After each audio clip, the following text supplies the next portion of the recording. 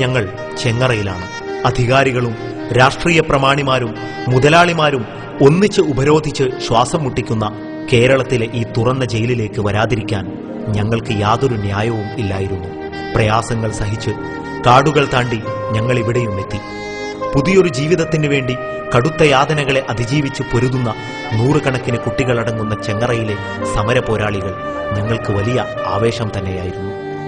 പാഠപുസ്തകങ്ങളും ബാഗും യൂണിഫോമും ഇല്ലാതെ നരകിച്ചിരുന്ന ചെങ്ങറയിലെ വിദ്യാർത്ഥികൾ വലിയ ആവേശത്തോടെയാണ് ഞങ്ങളെ സ്വീകരിച്ചത്. സംഘടനാപരമായും വ്യക്തിപരമായും ഈ കഴിഞ്ഞ 22 മാസക്കാലമായി ഈ ചെങ്ങറ സമരത്തെ സഹായിച്ചുകൊണ്ടിരിക്കുകയാണ്. അതിലൊക്കെ ഉപരി ഈ സോളിഡാരിറ്റിയും അവരുമായി ബന്ധപ്പെട്ട് പ്രവർത്തിക്കുന്ന SIO തുടങ്ങിയ സംഘടനകൾ ഈ ചെങ്ങറ സമര ഭൂമിയിലെ മനുഷ്യജീവികൾക്ക് വേണ്ടി ചെയ്തിട്ടുള്ള ഭക്ഷണം, ഉപരോധത്തിനെതിരെയുള്ള സമരം തുടങ്ങി ഇപ്പോൾ പഠനോപകരണം അടക്കം കഴിയാത്തതും വാക്കുകൾ കൊണ്ട് നന്ദി പറഞ്ഞ് അവസാനിപ്പിക്കാൻ കഴിയാത്തതുമായ എന്തിനു വേണ്ടിയാണ് ഇവരൊക്കെ ഈ സഹായവുമായി വരുന്നതെന്ന് പറഞ്ഞാൽ അടിച്ചമർത്തപ്പെട്ട ജനതയെ ഒരു പുരോഗതിയിൽ എത്തിക്കുന്നതിന് വേണ്ടി ഏതു തരത്തിലുള്ള സഹായങ്ങളും ചെയ്യുവാൻ സന്നദ്ധരായ ജനസമൂഹം ഈ രാജ്യത്ത് ജീവിച്ചിരിപ്പുണ്ട് എന്നുള്ളതിന്റെ ഒരു ഉത്തമ ഉദാഹരണമാണ് ഇവർ നിരന്തരമായി നമ്മളെ സഹായിച്ചുകൊണ്ടിരിക്കുന്നതിന്റെ അർത്ഥവും നമുക്കതുകൊണ്ട് ബോധ്യപ്പെടുന്നതും അത് നമുക്ക് ബോധ്യപ്പെടണം എന്ന് പറയുവാനാണ് ഞാൻ ഈ അവസരം ഉപയോഗിക്കുന്നത്. ഒരുപക്ഷെ ഈ സമരം വിജയിപ്പിച്ചെടുക്കുമ്പോഴേക്കും ഇനി എത്രയോ പേര് കൂടി നമ്മളിൽ നിന്നും കടന്നുപോയെന്ന് വരാം. പക്ഷേ നമ്മൾ മുഴുവൻ ചത്തു തീർന്നാലും ഒന്നുകിൽ നമ്മൾ ചത്തുതീരുക, അതല്ലെങ്കിൽ നമ്മളെയും കണ്ടെത്തുക എന്ന മുദ്രാവാക്യം ഉയർത്തിപ്പിടിച്ചുകൊണ്ട് തുടങ്ങിയ സമരമാണ്. കേരളത്തിലെ ഗവൺമെന്റ് ഈ സാധുജന വിമോചന സംയുക്തവേദി സമരഭൂമിയിൽ നടത്തിക്കൊണ്ടിരിക്കുന്ന ഈ സമരഭൂമിയിലെ വിദ്യാർത്ഥികളുടെ വിദ്യാഭ്യാസപരമായ അവകാശങ്ങൾ സംരക്ഷിക്കുന്നതിന് വേണ്ടിയുള്ള പദ്ധതികൾ നടപ്പിലാക്കപ്പെടേണ്ടതുണ്ട്. ഇവിടുത്തെ ഓരോ കുഞ്ഞും പഠിക്കുന്നതിന് വേണ്ടി നിരവധി ത്യാഗങ്ങളാണ്. പഠിക്കാൻ പോകണമെങ്കിൽ ശ്രീ VS അച്യുതാനന്ദന് ബാധ്യതയുണ്ട്. ഇവിടുത്തെ ഇടതുപക്ഷ ഗവൺമെന്റിന്റെ ബാധ്യതയുണ്ട്.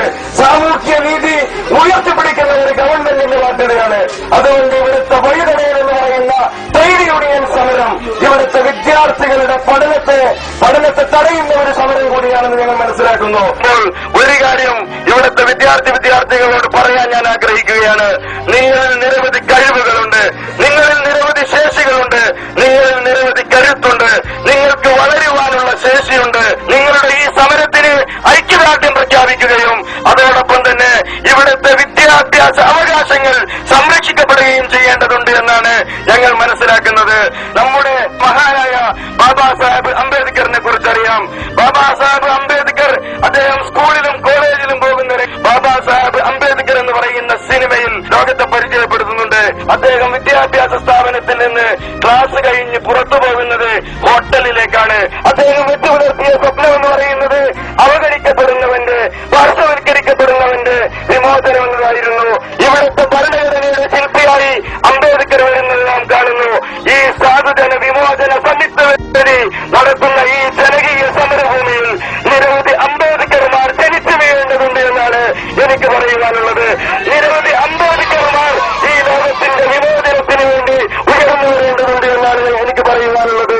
ലോകത്തെമ്പാടുമുള്ള മർദ്ദിത പീഡിത ജനവിഭാഗങ്ങൾ നടത്തുന്ന സമരങ്ങൾ അതിജീവനത്തെ പറ്റിയുള്ള പുതിയൊരു സമൂഹത്തെ തന്നെ നിർമ്മിച്ചെടുത്തിരിക്കുകയാണ്. അവർ അവരുടേതായ ഒരു ലോകം കണ്ടെത്തുന്ന അവകാശ സമരങ്ങൾ അവരുടെ തന്നെ ആഹ്ലാദത്തിന്റെയും അവരുടെ തന്നെ അതിജീവനത്തിന്റെയൊക്കെ പുതിയൊരു കാലഘട്ടത്തിൽ അതിനോട് സാൽമീകരിച്ചുകൊണ്ട് അതിനോട് തന്നെ താരതമ്യം പ്രാപിക്കാനുള്ള ഒരു വലിയ ശ്രമം ഒട്ടനവധി സംഘടനകളിൽ നിന്നിപ്പം രൂപപ്പെടുന്നുണ്ട്.